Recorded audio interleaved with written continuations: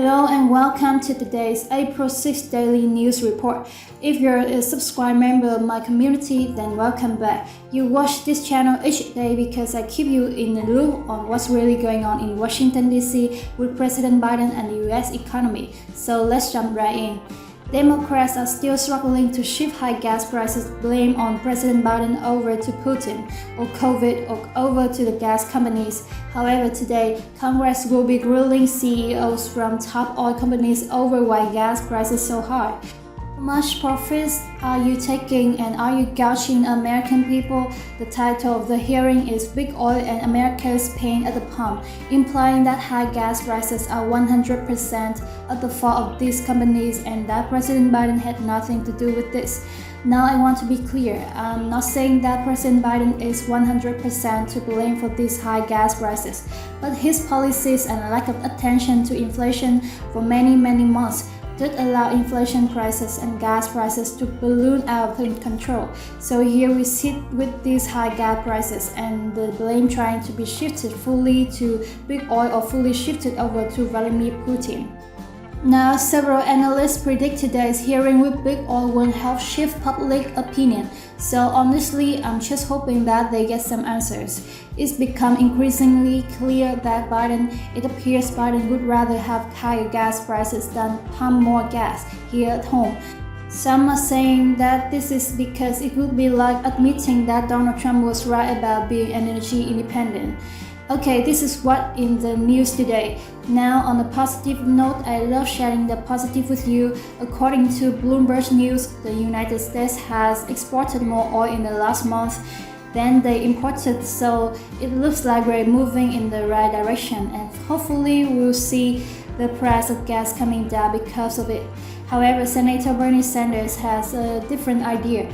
Sanders announced that he wants all large corporations and big oil to pay a 95% tax on all company profits. Now, there are things that I really like about Bernie Sanders, but as a business owner, and 95% tax on my business profits would make me want to work less, hire less, grow less, and earn less money. Nothing about giving 95% of my profits to the government makes me want to work any harder. I mean, we all know just how efficient the government is with money, right? Sadly, these companies would just raise prices on you and me, and then the money would go to the government, and then the government would probably just give it to other countries. Or at least that's the pattern that I've been seeing. Sanders says this would be an emergency tax that would be only in place until the end of 2024. And some good news, as expected, President Joe Biden has committed to extending the student loan moratorium repayment through August 31st. And moratorium was going to expire on May 1st, so less than 30 days from now. Since 2020, student loans have been frozen due to COVID-19. This extension marks the fifth renewal of freezing to help people avoid the stress that would come with having those payments reinstituted.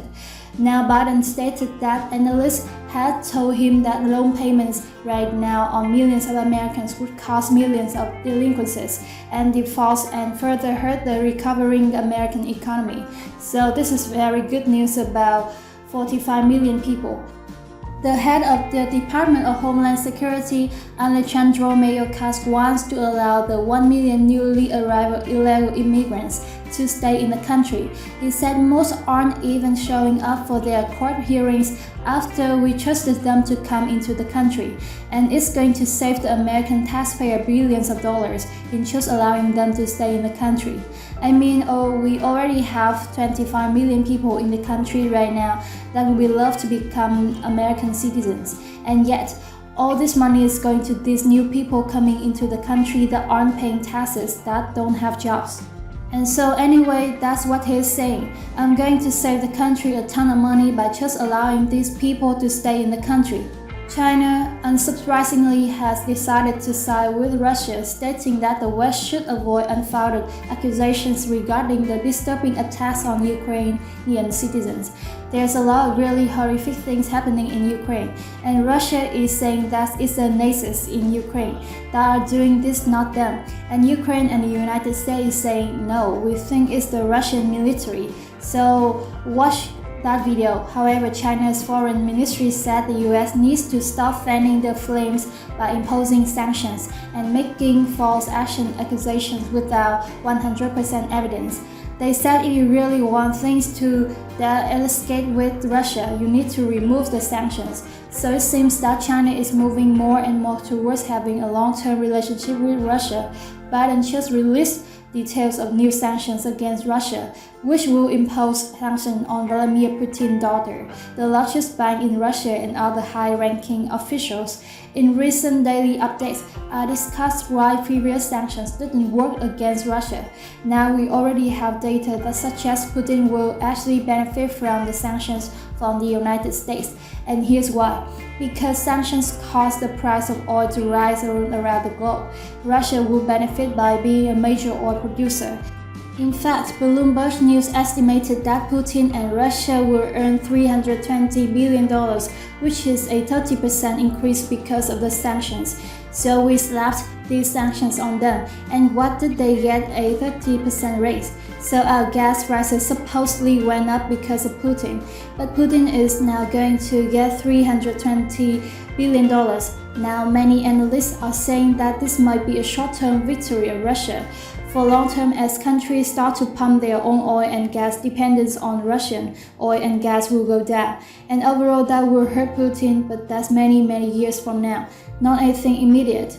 And all this is happening while the rest of the stock market is there. Their 200-day moving average is down. And so a lot of stocks are down today, and here's why. This decline came after German power of the Federal Reserve stated that financial conditions need to tighten it. If it doesn't happen on its own, the Fed will have to stop the markets to achieve the desired response. Essentially, they're willing to take the stock market in order to get inflation under control. Now, until inflation is under control, it appears the stock market will be volatile. Now, most stocks are in the red today, and crypto took a 6 to 7% tumble. And don't panic, the stocks tend to drop and then bounce back. As long as you have invested in good companies, you should be just fine. Well, be grateful that you don't live in Germany. It was announced yesterday that German citizens saw an overnight price increase on groceries between 20 to 50%, depending on the item you buy. I mean, we're already dealing with ridiculously high grocery prices. Can't you imagine them jumping 50% overnight here in the United States? That's what Germany is dealing with right now. Alright, now this is my update for today. As I know more, I will definitely come on and share more with you. Now before you go, I just want to remind you that you are amazing. I appreciate you being in my community. I'll see you on the next video.